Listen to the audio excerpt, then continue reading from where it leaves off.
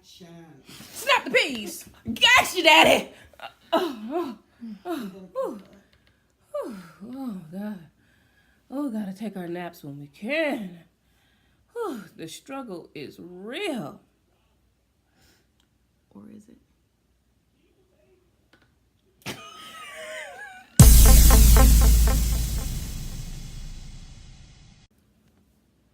Hey, I'm E. And I'm E. And welcome to Eneology. Okay, so the topic for today is the struggle is real. It's real. Or is it? Or is it? So, in preparation for this, I had planned on taking this topic in one direction, but then something happened last night, and I talked to E about it, and she thought that I should share it with you guys because she said Because y'all are homies, yeah. and we're going to let y'all know. It's probably a part of the struggle. Yeah, it's a part of it. So I'll share it. So last night, at about 8:30 p.m., I decided that I needed to go get some cat food. I had come home from work already. I was a little tired, but I'm like, okay, this cat needs to eat. We're out of cat food. I go to the store, to the closest local store that carries the correct brand of cat food. And so I rush into the store, I grab the cat food, and then I hurry and get into the express checkout lane because I only have one item. I only have cat food. Trying to get in and out. So in front of me is a couple, a young couple, and they're being checked out. They have their things, and the cashier is checking them out. And so I'm standing there, and I'm waiting. I'm not saying anything. I'm just standing there, and I'm just waiting. And so the cashier starts to talk to the couple in front of me. She's asking them, "Oh, are you guys married?" And they're like, "Oh, yeah." And I'm like, "Oh, that's nice." That's what I'm thinking at least. Yeah. Oh, that's nice. And so she goes and starts talking to them about their rings and other stuff. I wasn't really paying attention. I mean, I'm standing right there, but I mean, because I'm really thinking about the topic. I'm really not thinking about anything else other than that. And then for no good reason, the cashier says, "No offense to anybody in this area." She's looking at them. That? Yeah. Literally? So she's nobody in this area. She's looking at them, but she's pointing her hand at me. And she says, "Because there's a lot of desperate women out here." So why would she even bring other women into their marriage anyway? Like, what that have to do with anything? I have no idea. I don't know what this woman was thinking about, but I don't even know why she's talking. Yeah, exactly. Yeah. Why is she talking to them about their marriage like that? Yes. And then number two, why is she pointing her hand at me like this? Like I'm that desperate woman trying to get into their relationship.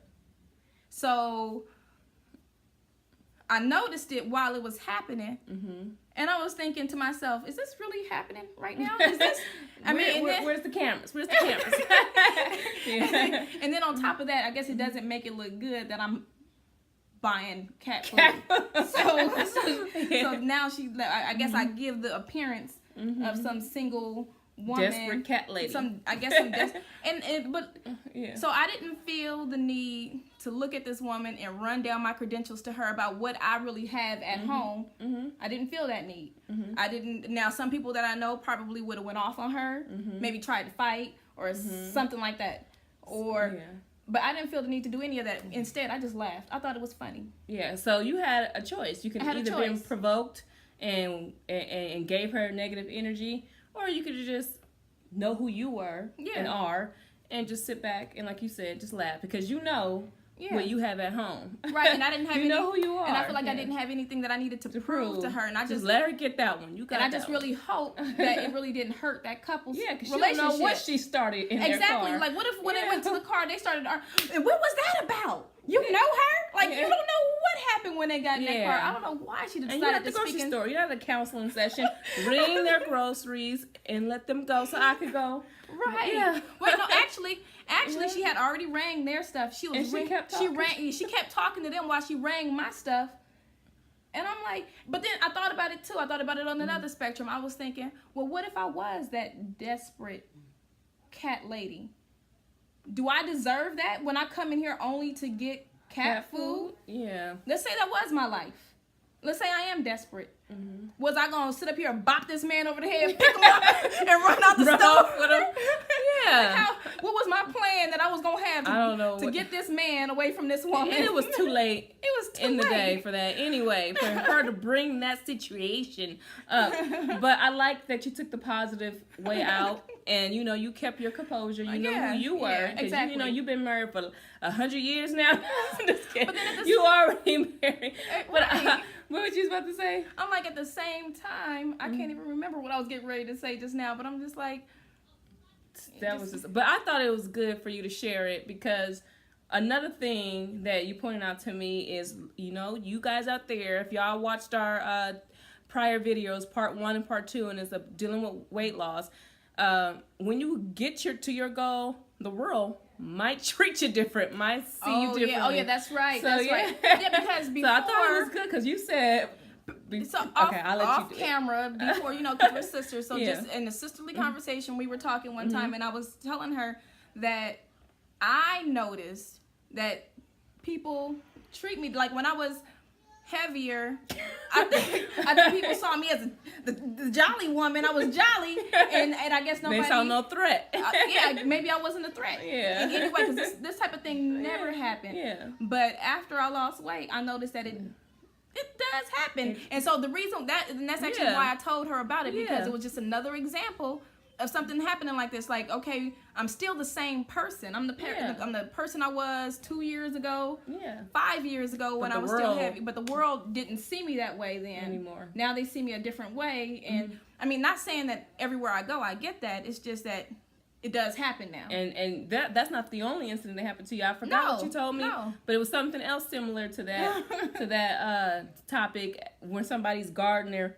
Trying to tuck their man. Like, don't even. So when you were at your heaviest, don't worry about it, honey. No, go sit next to that one over there. So I want you guys to be prepared.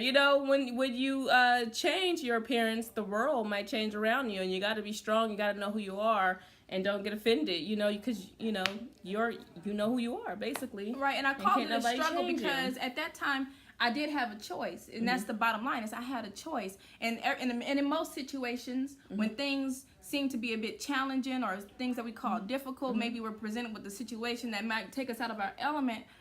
Not saying that I always make the right decision, but we always have a choice. I can choose to play into something. I can choose for something to be considered difficult. I can choose for something to challenge me, or I can choose to just embrace it. And she just and I just refuse to let that be my life. Yeah, and it's a part of what we said earlier too, is love yourself, know who you are. Nobody can take you down or take anything away from you. Right. But I really wanted the story to be shared because it had me rolling last night. I'm not gonna lie. She said, you know what, I was buying cat food, so I did probably look like the cat lady. But what did you also tell me about the comedian that lost all this weight? A while ago, I remember there was a comedian. This is a guy, so it happens to girls and guys. Right, it was a guy comedian, and he was a heavy guy. I mean, he was tall and heavy, and I guess he decided to lose weight. And then after he lost weight, he said that it seemed like his jokes just weren't as funny because he was more of a physical comedian. So he would do a lot of running and spinning around on the ground and stuff. So he did a show, and he just tried to do those same things that he did when he was heavy as a skinny man. It just didn't have the same effect. And it didn't have the same effect. It wasn't as jolly. Like, it just didn't have the same effect. Yeah. So I guess that's one of the things. I guess it's a thing. I don't know. So prepare yourself out there. If y'all reach our goals, the world can roll out the red carpet for you, or they can sit and clench their pearls and be like. But either way it go, I'm gonna just smile through it. You could do it. It's not. It wasn't a huge challenge for me because I noticed it when it was happening, and I decided to just laugh because it was funny to me. And that's because not only did you change your outside, your inside was beautiful and pure and positive too. Already to begin with. Yeah, already to begin with. So be a statue, be a building. Don't let. I mean, and she took the positive roll out. So let that be the example. You don't always have to go off or go bad on somebody. No. Let them have that one. Yeah, let her have that one. It didn't. It's not gonna make or break me. Break you. But it was a good, funny story. Yeah. So it's a struggle real. It is. Or not. I mean, it doesn't have to be a struggle. It's up to you. It's really up to you. So If you have any input, anything that you would like to say in this topic, leave a message at the bottom below and just let us know. Yeah. If you've ever encountered anything we like this. To know, and then we probably read your comments and share it on our show. Hope that's okay. Yeah, I mean, if it's okay, just say it's okay. Say it's okay. Yeah. So, all right. Well, thank you for watching. And have a good jolly day. Peace.